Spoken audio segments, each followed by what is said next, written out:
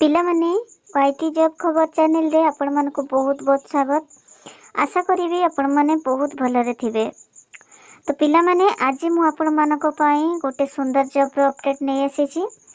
ता पूर्वरु जे चैनल रे नुआ अछंती चैनल को सब्सक्राइब कर दियंतु, पाखरे थिबा बेल आइकन दबे दियंतु, वीडियो को गोटे लाइक कर दियंतु। आपण मानकर सुचिंतित मतामत कमेंट माध्यम रे निश्चय जणांतु।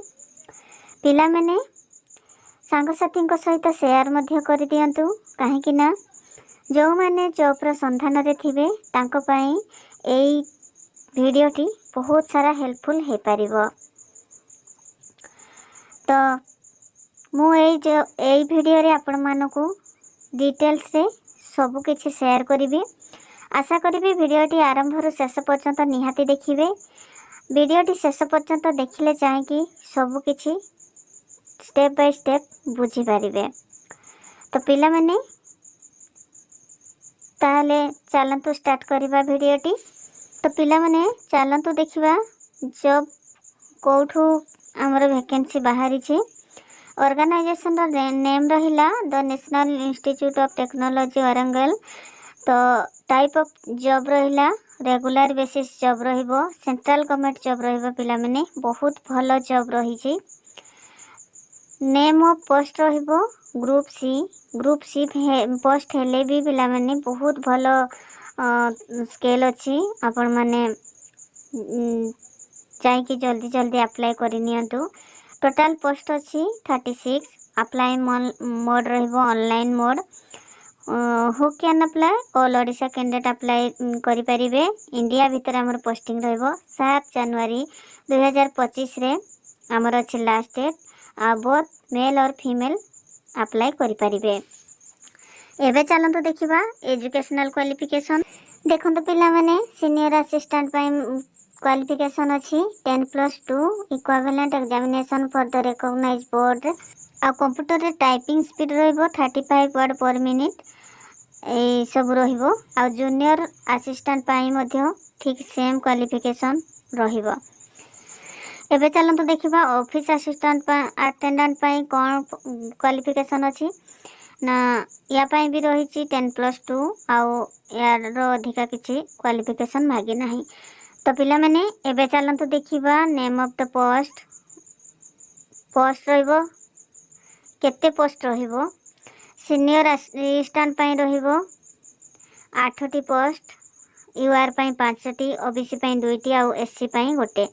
सेमती जूनियर असिस्टेंट पई रहिबो 5टी, यूआर पई 2टी, ओबीसी पई 2टी, ईडब्ल्यूएस पई गोटे। ऑफिस अटेंडेंट पई 10टी पोस्ट रहिबो, यूआर पई 6टी, ओबीसी पई 2टी, एससी पई गोटे, ईडब्ल्यूएस कैंडिडेट मानक पई गोटे।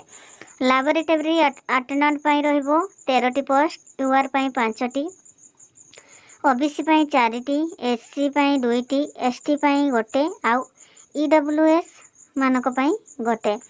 एमती सब रहिबो समस्त पई पोस्ट। तो पिला माने जहांकर भी इंटरेस्ट अछि अप्लाई करबा पई ताहले जल्दी जल्दी जाई के अप्लाई कर दियंतु। एबे देखिबा जदी हमें एज लिमिट कथा कहिबा ताहले सीनियर असिस्टेंट पई 18 वर्ष रु 33 वर्ष रहिबो। आउ ऑल अदर पोस्ट पई 18 रु 27 वर्ष रहिबो। मैक्सिमम एज रहिबो 33। आज पर गवर्नमेंट रूल रे रिलैक्सेशन हेबो। तो पिला माने जो मानकर भी इंटरेस्ट अछि बा जो मानकर भी क्वालिफिकेशन अछि, जो माने भी पकेवा पे चाहूचंती बहुत भल जॉब रो ऑफर अछि। सेंट्रल गवर्नमेंट जॉब रहिछि तेनु आपण माने पकई दियंतु। तो एबे चलंतु देखिबा सैलरी कथा जदी हमें देखिबा सीनियर असिस्टेंट पई रहिछि 25,500 रु स्टार्ट हेबो 81,100 पर्यंत हमर सैलरी मिलिबो। सेमिति जूनियर असिस्टेंट पई भी देखुथिबे 19,900 रु 63,200 अछि। ऑफिस अटेंडेंट पई रछि 18,000 रु 56,900। लैबोरेटरी अटेंडेंट पई भी रहिछि 18,000 रु 56,900। तो पिला माने सैलरी रे भी तो कोनोसी कमी नाही। तेणु जो माने भी इंटरेस्ट अछंती ताहले आवेदन करि दियंतु। एबे चलंतु देखिबा सिलेक्शन प्रोसेस। तो पिला माने फास्ट रहिबो हमर रिटन एग्जामिनेशन तापरे कंप्यूटर स्किल टेस्ट रहिबो तापरे डॉक्यूमेंट वेरिफिकेशन रहिबो एई तीनोटी प्रोसेस रे सिलेक्शन हेबो। तो आगो को चलंतु देखि देखंतु एग्जामिनेशन सब्जेक्ट सेक्शन एमती रहिबो जनरल इंटेलिजेंस रिएक्शन रे 20 मार्क रहिबो क्वेश्चन रहिबो 25 मार्क रो न्यूमेरिकल एप्टीट्यूड रे रहिबो 25 क्वेश्चन रहिबो 25 मार्क रहिबो सेटा जनरल क्वेश्चन रहिबो 25 क्वेश्चन रहिबो 25 मार्क जनरल अवेयरनेस रे रहिबो 25 क्वेश्चन 25 मार्क एमती सब रहिबो। ग्रुप सी मानक पई पैटर्न रहिबो type of question object MCQ रहिबो टोटल 100 मार्क रो रहिबो क्वेश्चन। तो 2 घंटा रहिबो टाइम आउ नेगेटिव मार्किंग अछि। चलत पिला माने एबे फी बाबद रे कथा हबा देखंतु एप्लिकेशन फीस रहिछि जनरल मानक पई 500 टंका ईडब्ल्यूएस मानक पई 500 टंका ओबीसी वाला मानक पई रहिबो 500 टंका आउ अन्य मानक पई कोनोसी फीस रहिबो नाही।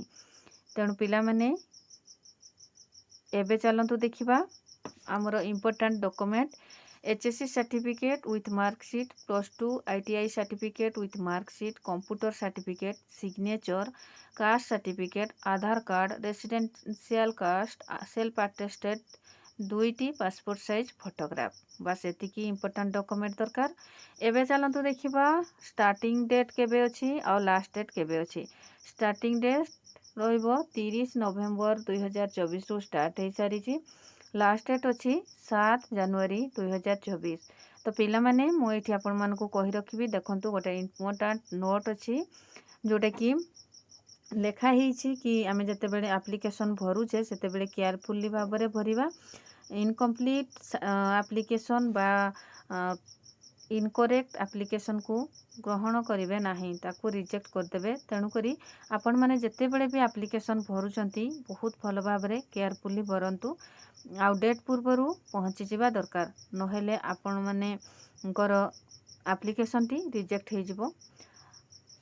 तो एबे चलंतु देखिबा इम्पोर्टेंट पीडीएफ लिंक देखंतु ए जो क्लिक हियर लेखा है सेठी हमें क्लिक कले सब जिनिस हमें देखि परिबा।